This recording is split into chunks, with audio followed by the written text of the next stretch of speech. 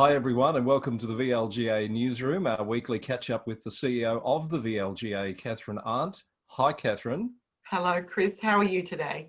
I'm well, but I've just realised that I probably can't call it weekly because there was no newsroom last week. And am I right in understanding that Twitter went viral with the hashtag "What happened to the newsroom" last week?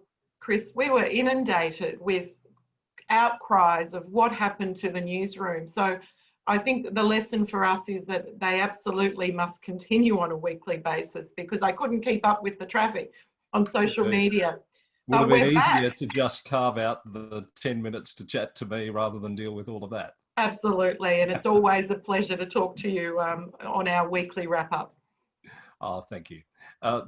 VLGA is celebrating a bit of a milestone in terms of membership, I understand.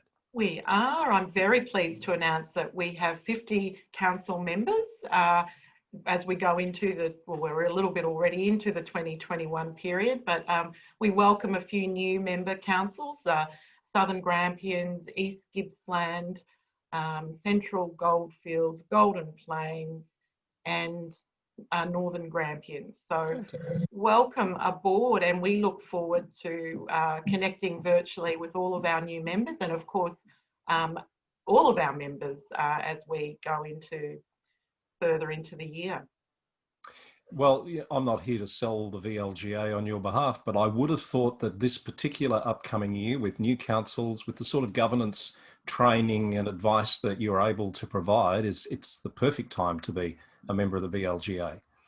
I would think so, and I would really throw out the challenge there to those councils that are not members to, I guess, consider why they wouldn't be a member of the only independent governance organisation in the sector, whose role is really to support governance at that local level and to support the work of the councillor group and of course in turn the CEO.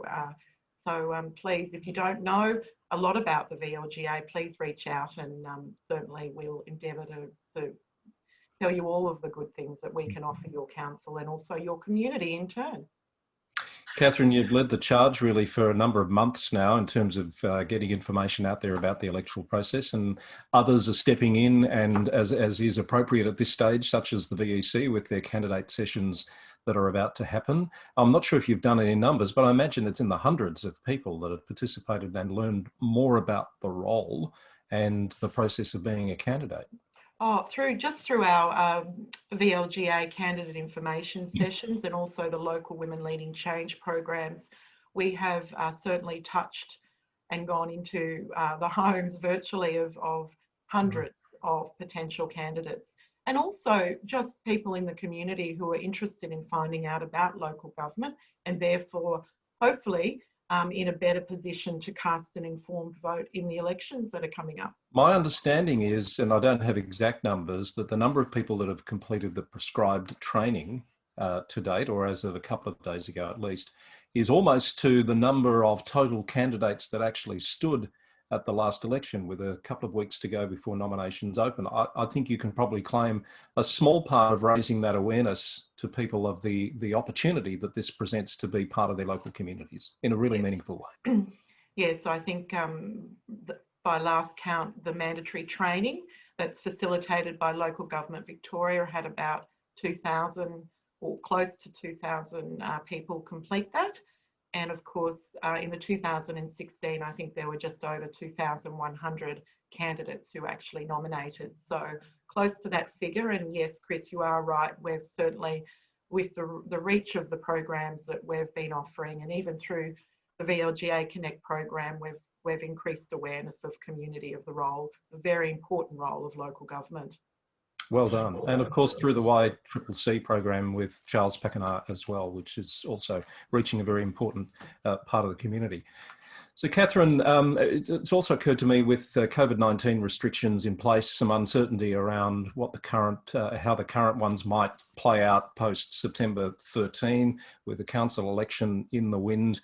You've been part of discussions around how the industry or the sector might respond to the next phase of COVID-19 response?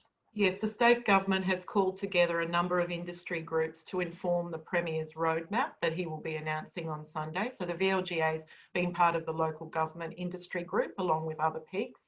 And I guess that group has met just very recently, and the advice that that group provides to the Premier, of course, goes through a cabinet process now, and to some extent is simply advice.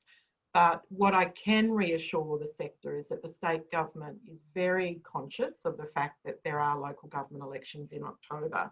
And if they were to extend the current stage 4 restrictions, they would be receptive to having a look at the current safe campaigning guidelines and perhaps considering relaxing some of those activities that are restricted at the moment to allow for, I guess, a fair process of candidates being able to campaign.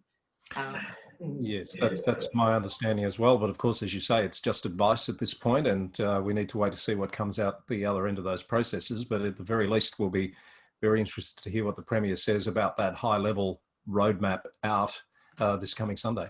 Yes, and I think, you know, of course, that's just, I mean, not only is the local government sector and those potential candidates keen to hear that, but all Victorians are. So we're all looking forward to, you know, hearing that on Sunday, that announcement.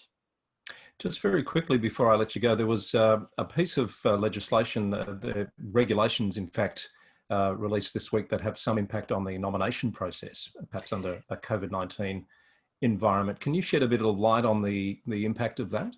I can, Chris, and we touched on it probably a few weeks ago on this program, where I did indicate to viewers that the Minister for Local Government was very aware that some of the current activities, such as the nomination process, the requirement to pay a nomination fee by cash in person, may be difficult in a COVID restricted environment.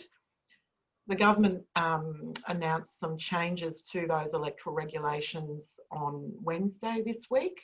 What they do is effectively now place the responsibility for looking at those activities with the VEC as the independent body tasked with ensuring the integrity of the local government elections. So whilst things may not change due to the timing, but also the technology that might be involved with facilitating electronic nomination processes, the VEC does have the flexibility to look at all of those options.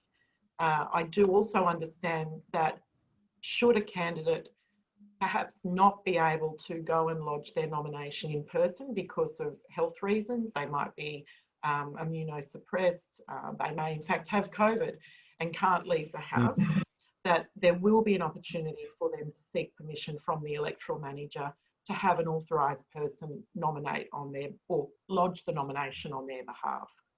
Okay, so very specific circumstances, but envisaging that some of that may be required as we move through the next few weeks. Absolutely, yes. Terrific. Thank you, Kathryn. We're going to have to leave it there. We've got a very exciting live panel coming up, which is obviously live for registrants and will be available to members after the fact, all about the integrity of the election process as well as standards of conduct. Looking forward to having you as part of that. Yes, I'm looking forward to that. It's coming up very shortly. Thanks, Kathryn. The newsroom's back, folks. Just relax. It was a 1 week only abeyance. No need for any more Twitter hashtags to be trending, taking attention away from other, well, slightly more important issues. And we'll catch up again soon, Kathryn. Thank you. Yep. See you next week, Chris.